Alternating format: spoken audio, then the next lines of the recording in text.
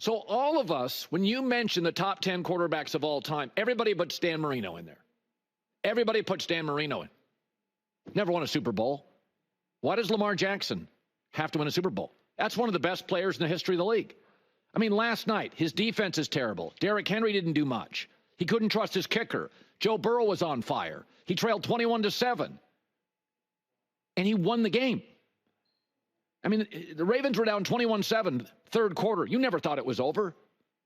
You didn't think, oh, Lamar can't play from behind. That team needed 4 touchdowns in the last 4 drives. Boom, boom, boom, boom, delivered. Oh, that wasn't enough. Now they need a 2-point conversion. When they went for 2, did you ever for a second think Cincinnati would stop them? I didn't. And even though when the Bengals went for 2, I kind of thought they wouldn't make it despite the Ravens' defense being bad. Why? Because as great as Joe Burrow is, and he's great, Lamar's got more tools in his bag. A 2-point conversion with a bad defense against Lamar Jackson is like 1,000% going to happen. But I didn't trust Cincinnati, and I love Burrow. Lamar Jackson, remember when the big knock on him was, hey, he can't play from behind. This year, trailing, 11 touchdowns, no picks, and a passer rating over 120. Trailing 3 times this year. He's come back and won games trailing by 10. That was a huge knock. All he does is prove people wrong. If Dan Marino's a top 10 quarterback all time, and every list he makes it, where are his trophies? But Dan Marino was different. Probably the most seamless, effortless thrower we've ever seen. This is the greatest playmaker in the history of football at that position. I mean, he makes Michael Vick look, talented, I guess. Almost pedestrian. I mean, the kid's incredible. Lamar Jackson has become the show Mythbusters. Remember that show, Mythbusters? That's what Lamar Jackson is. The only difference is none of the myths are ever true.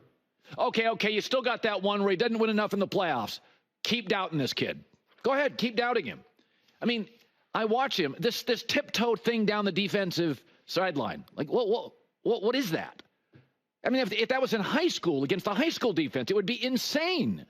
He's doing stuff, jump shot into the end zone. He's doing stuff nobody can do. And if you're going to say Marino's a top 10 player ever because he just threw the ball more effortlessly, then what is Lamar Jackson? I've never seen a player like that. And what really defines him beyond his great athletic ability, it would have been easy for him because in high school and college, he didn't have to be amazing in the pocket. But in the NFL, every athlete's great, even the average ones. The margins are thinner. He could have easily just said, I'm going to run around, make Pro Bowls, get rich. And no, they didn't want to do that. He wanted to be an all-time player. So he comes back with traps. He's bigger. He's thicker. And then he loses weight because he thought he got slow. And then he improves in passing. He is an excellent pocket quarterback right now. I mean, to me, I'm watching Burrow and I'm watching Lamar. They're both great from the pocket. The difference is he has so many tools in his bag that he made Burrow just look really talented. And Joe's an all-timer. So there's just, I don't even know, I don't know what defense beats him. You can figure out the answer to beat most quarterbacks, even the good ones like Tom Brady or Aaron Rodgers. Get pressure on him. That doesn't work. It doesn't work. I mean, Cincinnati had pressure on him. Cincinnati's got one of the best rush ends. It didn't work. They needed 4 touchdowns. He delivered at the end. And oh, by the way, that wasn't enough. They needed a conversion. And I don't think outside of maybe the tush push, I've never seen a conversion I was so absolutely sure that was going to be converted with Lamar Jackson. And I don't even feel like that. I kind of feel like that with Andy Reid and Mahomes, but not to that level. There are a lot of great players in Baltimore around Lamar Jackson, but they didn't do anything. The defense was terrible. Derrick Henry, not much. They missed a PAT. They had 11 penalties. Some on offense, but 11 penalties. Just nothing like it in the world ever. And if you're going to put Marino in that top 10 without a trophy room, you got to start considering Lamar Jackson. Never seen anything like this. Now, I want to talk about the Cincinnati Bengals going for 2. I don't care what analytics say. I'm usually a believer, especially for a road team playing a superior team. That was Tampa Bay on Monday. You're a road team. You're facing a superior team. My rule, once again, you go for it. Your defense, Cincinnati defense, was exhausted. Lamar Jackson was literally silly, ridiculous, unstoppable. And I just don't think in life you want to leave, in football or life, your fate to others. You're going to leave the fate to a coin flip? Remember Baker Mayfield's reaction Monday when they lost the coin flip? He's like, yeah, game over.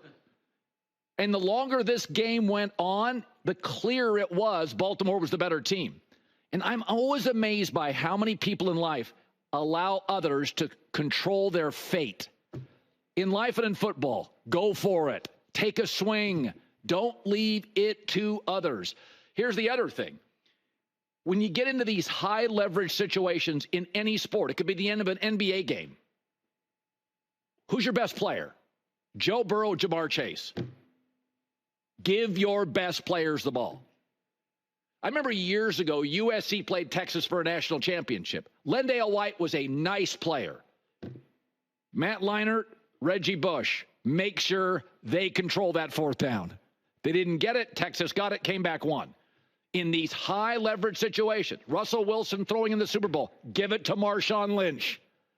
You had Joe Burrow, you had Jamar Chase. Baltimore couldn't stop either. Go with your strengths. The other thing is, if you have a huge flaw as a football team or a basketball team, hide it. Well, what was the flaw last night? Cincinnati's defense. You don't want to go to overtime, losing a coin flip, or Joe Burrow's going to be doing a Baker Mayfield. All right, lost the coin flip. And I think fans should want their coaches to be aggressive. Because remember, you can't be tied just to the result. The last time these two teams played, Cincinnati got hyper-conservative in overtime and tried a long field goal, and they end up losing. And yes, they lost this way too. Don't get married to the result. The truth about this play was there was a pass interference. Now, it wasn't called, right? And Burrow got hit in the head. It wasn't called, but being aggressive allowed that to potentially be called. Now, I wouldn't have called the Burrow hit. The play was over, and I wouldn't have called the holding pass interference because it was away from the ball. But if it was called, I wouldn't have been outraged by it. But by being aggressive, you put your team in the opportunity to potentially get those calls. You don't with a coin flip. So I'm going to support going for it on the road, inferior team, facing a superstar quarterback. It's just like Monday. Baker played great. Burrow played great. Mahomes is better. Lamar's better. On the road, defense can't make stops. Same exact situation. It really is. It comes down to, in both cases, I'm not giving Mahomes the ball again. I'm not leaving my life up to a coin.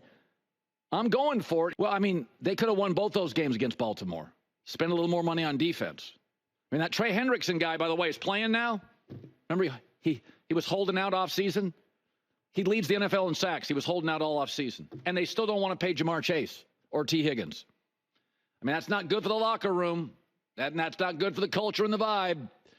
I'm just saying, Baltimore pays its stars. Cincinnati makes them go through the ringer.